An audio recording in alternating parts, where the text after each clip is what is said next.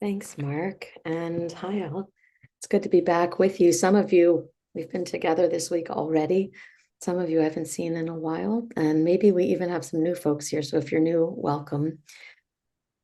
I'm delighted of the timing that we get to practice this sit together. We're in the waning moon of Shvat. Those who are in Earth Moon Mindfulness got to delve into this a little more deeply yesterday, but I'm going to give just um, a little bit of context around it before I move into the primary thing that I want to address today. So we're in the waning moon of this month of Shvat, and anytime we have a waning moon, it's an opportunity for release, for letting things go, for laying things down, getting ready for the new moon. And in fact, the Kabbalists taught the practice of Yom Kippur Katan. They taught that each month before the new moon, we could go into a period of cheshbon hanefesh, of accounting of the soul, of reflecting. Some of them had the practice of fasting, others of us do not. But it's nonetheless a time when we might reflect on how has life been this past month? How aligned have I been with myself? How true have I been to the intentions that I set way back in the month of Tishrei, at Rosh Hashanah and Yom Kippur, and to just do a gentle course correction throughout the year so that by the end, we're not so far from where we want it to be. So each month, we have the opportunity to let go, to realign. And in this particular month, this month of Shvat, it's a transitional time between the depths of winter and spring, which I promise you is just around the corner. This is the time in which we practice thawing. And the word thawing is connected etymologically to words that have meant soften or melt. It's this kind of time that we come back to ourselves in our natural form. I also like to think about the way when I'm frozen, whether it's because it's snowing where I am and I'm too lazy to look for my gloves before I brush off the car. Sometimes my hands get that numb feeling. And I tell myself it'll just be a minute or two, and then I have to kind of rub them together, put them in my pockets to bring back sensation. It can also happen to us psychologically or emotionally that we can become frozen or we can become numb. And so this time of year, as we prepare for spring, is a time to let sensation back in. Slowly, gently, 1 degree, 2 degrees, temperature increasing with each day. We allow sensation to come back in with care. And hopefully, before long, the warmth of spring, the smell of new buds and flowers, more consistent sunshine will help bring us back to that new growth, rebirth time of year again. When we sleep, which we could liken a deep sleep to the slumber or hibernation of winter, in an ideal circumstance, we reawaken gently. I'm imagining that many of us have morning practices. We become aware of our awakeness. Some folks immediately offer a prayer of thankfulness for having woken up, for our souls having been returned to us after wherever they've gone in the astral planes overnight. For some of us, we tend to the body first, stretching, moving around a little bit, rolling to our side. We might sit on the side of the bed and gently stretch before rising. For some, there's a period of acclimation. It's so warm and cozy in bed, and the air outside is a little bit colder. It can actually help us wake up a little more. And of course, some of us have the privilege of rolling over and deciding it's not quite time yet to get out of bed. Whichever persuasion you are of, hopefully the way that you wake in the morning is with gentleness. Sometimes we awake with the assistance of an alarm that says you need to be somewhere at some time. If you don't get out of bed now, you're not going to make it. You're going to have to rush. And I don't know about you, but I really don't like rushing. I've learned that moving at right pace is also a practice of spiritual connection, and I strive to move in a way that feels mindful. Occasionally, I oversleep. And probably all of us have done this at some point in life. We've overslept on a day where oversleeping was not a good idea. Jumping out of bed, moving at double time, trying to get my clothes on while also brushing my teeth, or trying to eat breakfast while also putting my shoes on. I'll just say that how the day starts is often how the day goes. And if I begin in a way that's jangled, often that's how I am throughout the day. We're in a period now of awakening towards spring. And I will admit that despite my commitment to moving mindfully and my preference for moving gently, the world on the outside has not been so gentle. These last weeks have been marked by climate chaos, by what I would call political chaos, both here and abroad. The news alone is jangling. And that's before we even think about anything that's going on in our own immediate personal lives. It feels contrasted to the possibility of a gentle awakening from winter to spring. And I've had a lot of conversations these past weeks with folks. The primary theme that arises is overwhelm. This question of how do we remain engaged with the world? It's a necessity of the work of Tikkun Olam, of making repair in the world, to know what's happening, to engage with it. And yet it feels like a fire hydrant, like a barrage. Every time I turn on, even listening to NPR in the morning, the range of topics that are covered makes me wonder, which direction should I turn to first? So I've begun to just chew on this question of, what do we do in a world of overwhelm? What do we do when we feel a sense of dizziness that can happen from the pace of information coming at us, from the rate of change, the way that things are accelerating, and the feelings that arise with it? For some of us, there's a sense of resistance, a kind of, no, this isn't happening. Some of us are prone to despair. Grief can often show up. For some folks, the instinct to spring into action and to do something can happen. And of course, there's nothing wrong with any of those responses. And at the same time, they're all more effective when they come from a centered, grounded place.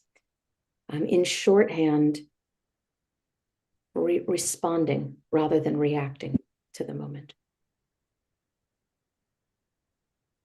I remembered recently, I was walking by a playground and I was laughing with the people I was with, because I said to them, when I was a kid, we had a merry-go-round in our local playground that, by all accounts today, nobody would put their child on. It was like a rusty metal thing that had some kind of like handlebar things on the edges.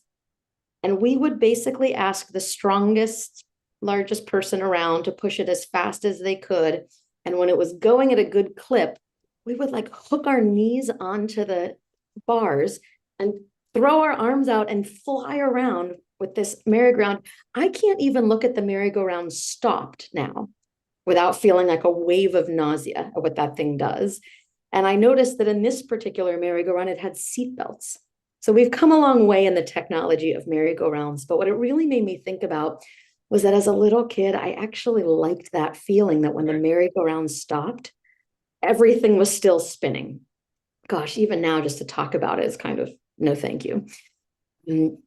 But I also remember that as soon as it came to a stop and we were all spinning, someone would yell, go the other way, right? And then someone would spin it the other way to counteract the dizziness of going the first way. The people who are laughing and smiling, I'm imagining you know exactly what I'm talking about.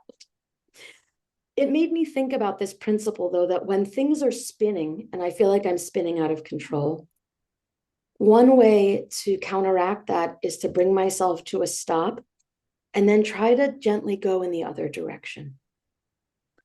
if I feel like I'm taking in too much information to a point of overwhelm, what I'll sometimes do is listen to a guided meditation or some instrumental music to just feed the brain and the spirit with something that's counteracting the density of what came first. If I feel like I've been running around too much, which I'm prone to, setting aside some time for stillness, to read, or to have a one-on-one conversation, to practice meditation, whatever it is, that can help bring me back to center. And of course, the hardest part of this is just not judging what's arising and how well we're doing with it. So I want to invite us to practice in this spirit today of bringing ourselves to equilibrium, of counterbalancing, and of noticing where we're out of balance and where we might want to course correct as we prepare for the new moon of Adar. So I'm going to invite you now to notice the state of your body. And if there is some adjustment that you could make to bring a little bit more comfort, that might be adjusting your posture or grabbing a blanket or a cushion. You might roll your head, stretch your neck. And if you'd like to close your eyes or soften your gaze or choose a fixed point for our practice, please do. And just notice where your body is connecting to your seat. Feel your own presence and notice how gravity is holding you in connection with the earth.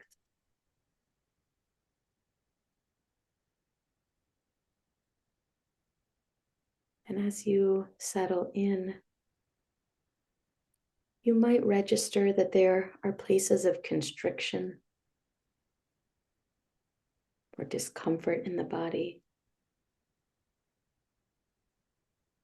You might notice where there are places of ease. And if the breath feels accessible to you, feels good, you might notice the sensation of air entering the nostrils. Notice the depth and pace of your breath. No need to change anything, just notice what's there. And if the breath doesn't feel accessible, you might choose to focus on the sensation in a body part, or even to focus on the sensation of air on your skin, quality and temperature. Wherever you're focused, just bring your gentle attention there now.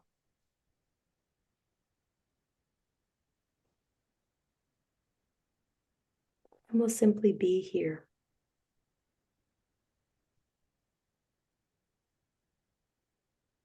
You might notice that there are thoughts, feelings, sensations arising in the mind. You might try to allow them to move freely, even despite the instinct to grip or to resist.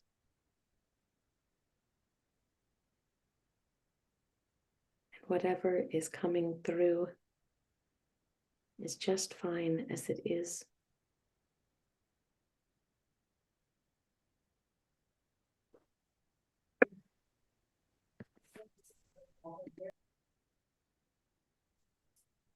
And we'll be here for a few minutes, just allowing ourselves to settle.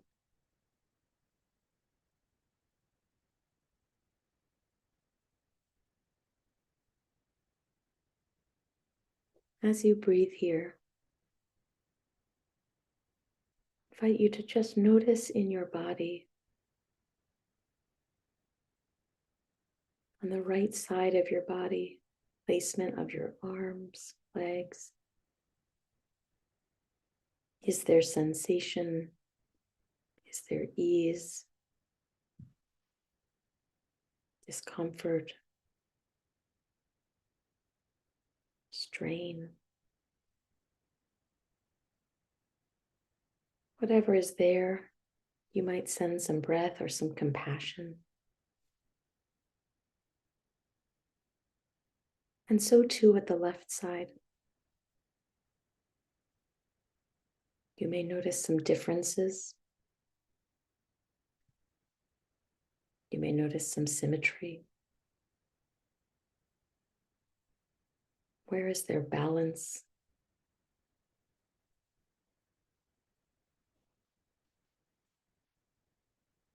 Whatever is there, just allowing it to be, bringing some gentleness and care. You might even have some gratitude tucked away that you could bring.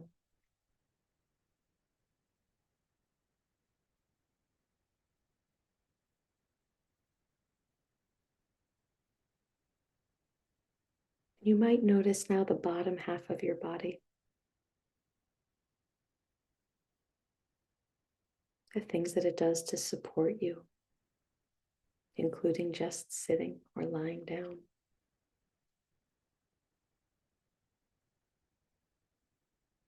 And you might consider the top half of your body and all the things happening up there, each thing working in concert.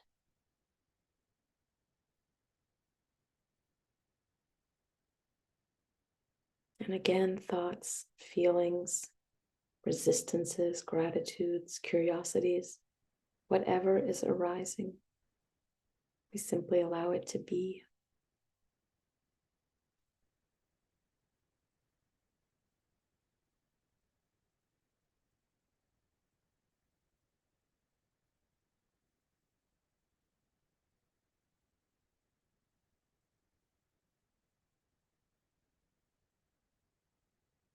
Notice where your mind has gone. If it's wandered off, you might gently bring it back to the breath, to the body.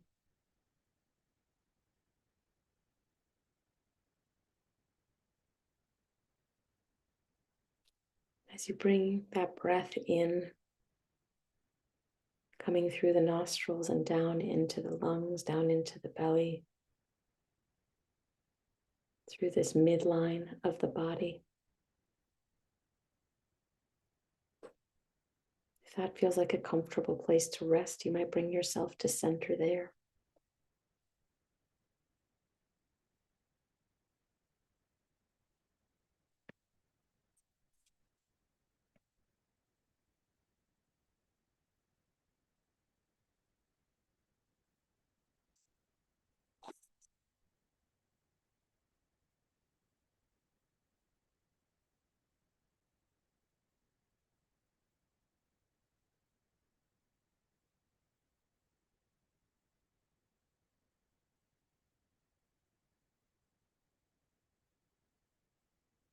As you breathe here, as you rest in this present moment, just notice the state of your mind,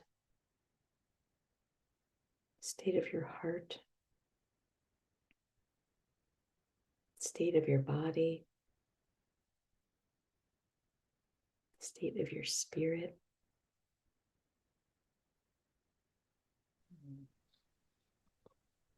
You might check in for alignment, for balance.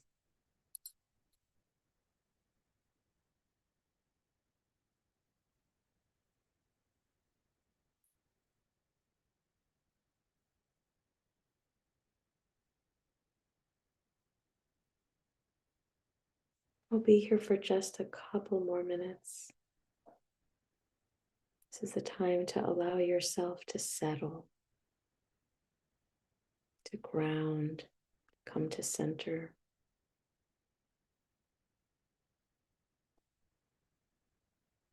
If you're finding that easy to access, you might note that in just only a few minutes, it's possible through practice. Come to a sense of stability, equilibrium.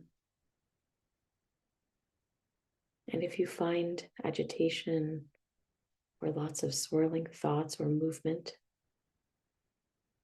you might meet them with compassion, with the acknowledgement that this is what's happening now.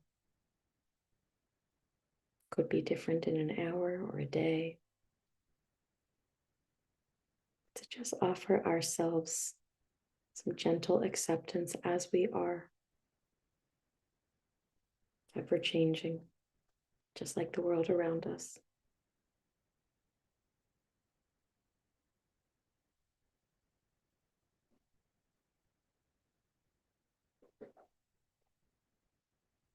As we come close to the end of practice, I invite you to just notice your body again, where you're connected to your chair or sofa or bed or floor. If it's supportive, to make contact with the ground with your feet. Just check in once again, gravity still holding you. Might wiggle your toes or move your hands or stretch a little bit.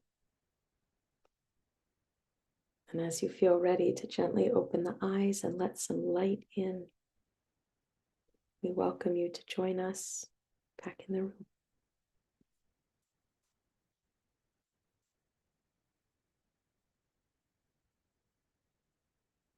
Thank you for your practice. Thank you so much, Kohenet Keshira, for this beautiful practice today. And friends, we seal it as we do each day. If you're in mourning, if you're observing a yard site, if it's your custom to join in the mourner's Kaddish, you're invited to do so. If you're not reciting Kaddish today, you have a wonderful opportunity to support those who are. So please stay present for a few more minutes to hold space for them. If you're reciting Kaddish, you're welcome to put the name or names of anyone you're holding in your heart today, either now or after you recite Kaddish. And if you're joining me, please rise in body or in spirit, and you can unmute at this time.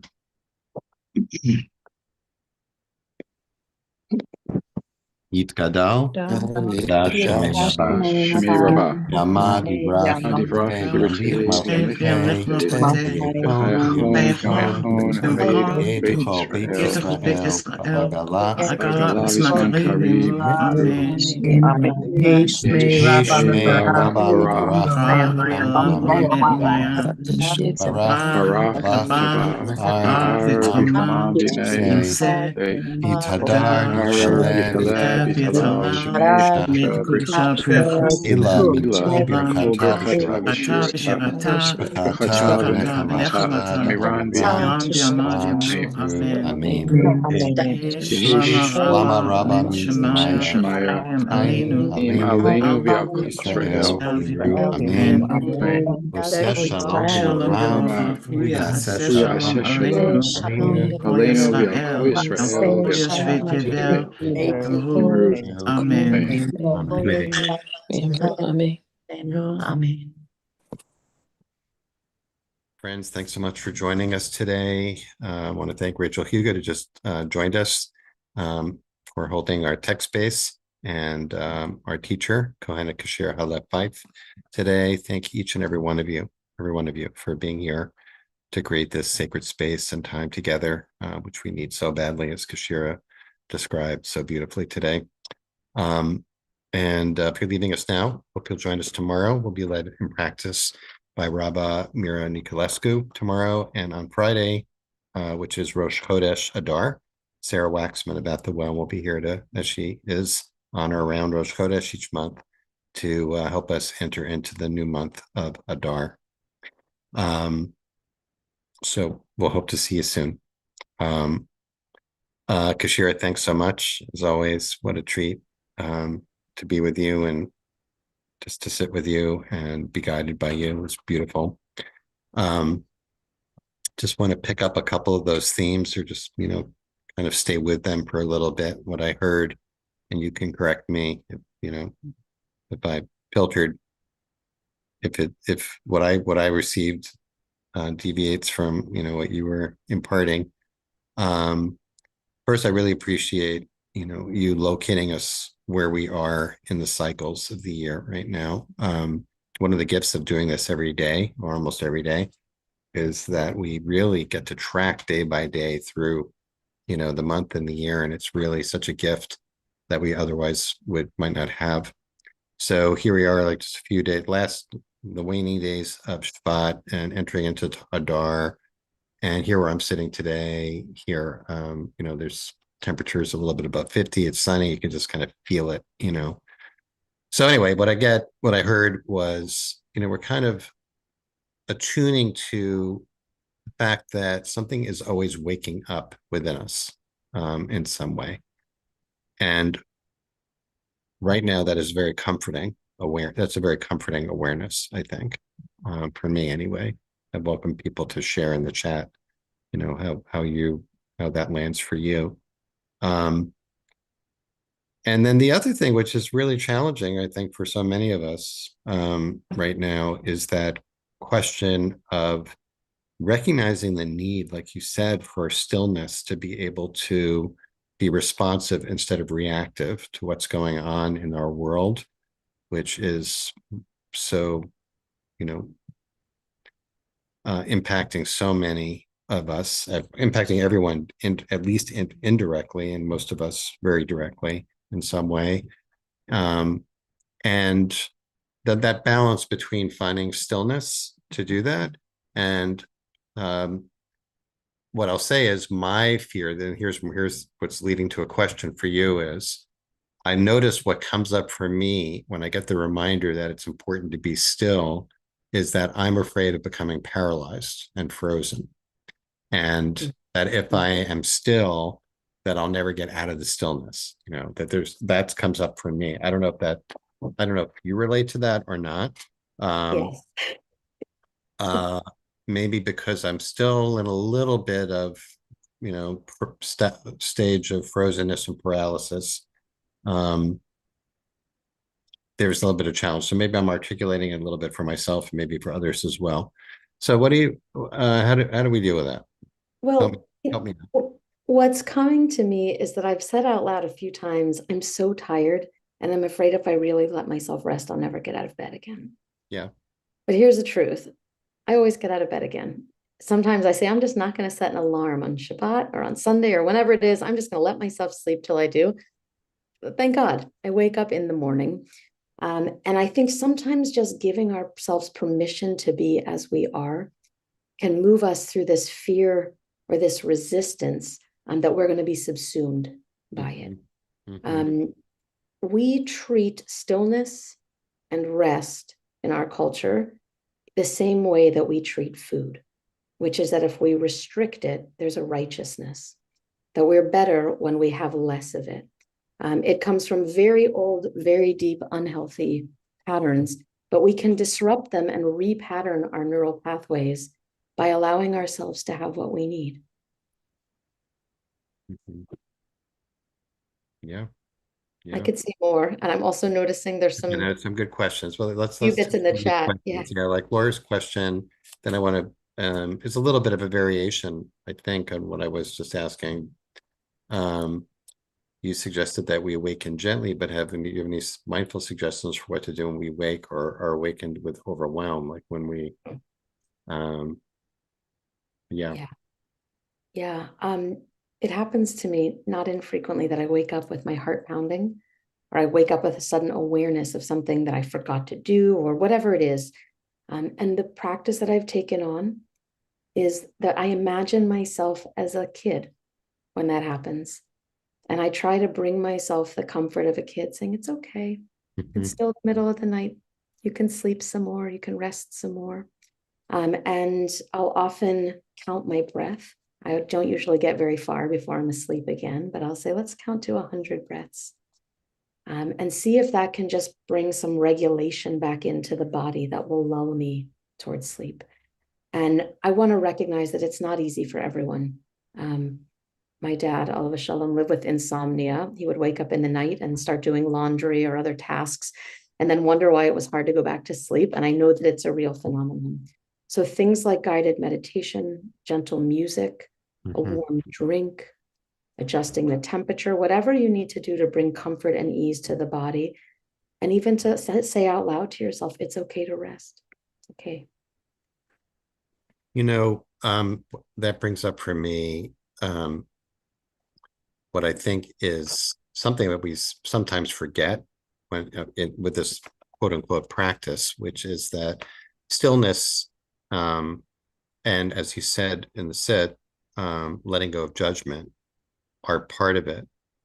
But at least as big, and maybe a bigger part, is practicing self-compassion and love. That it's a practice of engaging in love or accessing the loving aspect of ourselves. So the people who are I see a lot of appreciation in the chat, for your guidance today, Keshira. And I think, having hosted this now for almost 5 years, many of those days, it struck me that the key ingredient in a very effective teacher is loving presence, and even your little anecdote about the merry-go-round, which I still have seen a couple of those around, believe it or not. And I even may have put my kid on one of those things. Was just, there was something loving and compassionate about that. And that was a great example of like waking up and saying, oh, wait a minute, that's crazy. It's so dangerous. But it's said in a loving way, right? And something like, oh, now I'm awake to that danger. It's not like you could be angry, like you could react to that by saying, like, how can anybody design something so dangerous, right? So like, oh, we didn't know at that time. Now we know. Now we're aware, and we can kind of laugh about it a little bit, right? And that's coming from a place of compassion, I think, right? So appreciate that. Okay, the other question is to do with, Adar is looming. Adar is looming, Big time. It's looming with its catchphrase, Misha Niknas Adar. Once Adar starts, joy begins. Joy, marbeh b'simcha, joy increases. Yeah, really? So help us out here, Kohenet. Well, we have a few minutes, so I'll share what I shared a bit of yesterday, and I apologize for those who will now hear this twice. For those, if there's anyone here who's from Pittsburgh, I'm just offering a content warning before I speak. I'm going to talk a little bit about Tree of Life. I grew up at Tree of Life, and I was in Pittsburgh at the time of the shooting there on October 27th, 2018. And I'll tell you, in 57, 79, I wanted no part of Adar. It was not a dissimilar feeling to how I feel now. Such a state of doom and gloom. Like, how could somebody from another time who had no context for the world as we know it just slide in with their source sheet and say, well, Adar's here, time to be happy. I've learned two things since then. The first is that there's another interpretation of Misha Nichnas Adar Marbeh b'simcha, which is that if you enter into Adar, gladness may increase. So first, it's giving us agency. It's saying, if you choose to go this route, you may find some joy. Based on the Purim spiels that are happening and the opportunity to be together in person and celebrate Purim, I would say there's a good chance that if you enter into Adar, you will find some gladness there. It's also giving you an out to not do that if you're not ready. What I told people in my home community is Adar is also giving us permission. We're not abandoning the collective if we choose to let some joy in, right? We can go watch a funny movie and laugh, and if our laughter turns to tears, it's okay. I used to say to people in Pittsburgh, I remember saying over and over in that year, if you're ready to drink a glass of wine with friends, do it. And if you break the glass after, it's fine. There's a fine line when our feelings begin to arise. So there's permission there as much as there is command. There's an invitation to remember that aliveness includes a full spectrum of feelings. And as much as we might give ourselves to grief in the month of Av, we can give ourselves to joy in the month of Adar, and we don't have to. I'm noticing in the chat, thanks, Nancy, for uplifting joy as resistance. Mm-hmm. Black teachers, particularly Black women, have taught me not to let anyone steal my joy. And what I've learned from that is that the world can be a dire place. But if I give into that, I'm letting them win. So it's an act of resistance in a world like this to say, I have not lost the pulse of what is urgent, what is dire, the work that there is to do. But I'm going to bring a little spring in my step, a little music to go with it, a little color in my world, a little sweetness, to make that work both more possible and sustainable, and to live with the joy that I know that's available to me as I go. Beautifully said, Keshira. I'd have time for one more here, which I'm not sure if there's a question, but I'm struck by what Patricia wrote. Patricia wrote, rest takes me out of fight flight, which can be a defensive posture, which I think is a really helpful observation. Maybe the fear is being with the stark reality, yet I know ultimately that truth will guide and protect me. That almost feels like a psalm to me. Patricia, like you could, break that up in some way. It's so evocative of the Psalms, which acknowledges the fear when we stop, and acknowledges the reaction of fight or flight, and says that, in the stillness, and this is something for each of us to test out in our own experience, that in the stillness, we can touch into or have access to or have some awareness of some truth that's guiding and protecting us in the midst of that which is frightening us. So feel like I vote for that. I love that. Beautiful. Rest is resistance. Thanks, Jan. I don't know what that is, but we'll check that in. I think that's referencing a book by Tricia Hersey, Rest is Resistance. All right, Keshira. Thank you so much. Thank you so much. Oh, and Eileen, by the way, I see a message. I have a message here, and it reminds me, it's very helpful actually, that I have gotten away from actually inviting people to share moments, experiences of joy before we begin the sit, which we used to do regularly. And bring it back in Adar. I didn't even notice it. So I really appreciate that, Eileen, and we will in fact bring that back, because even as we acknowledge all the challenges, whether they're health challenges, political challenges, social challenges, or the multitudinous challenges, we have to make space for joy, and this is a space for holding joy also. So thanks for reminding us of that.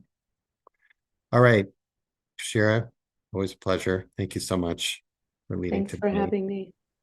Thanks everyone for being here. We'll hope to see you tomorrow with Mira Niculescu. Many blessings, everyone. Please stay safe. Be well.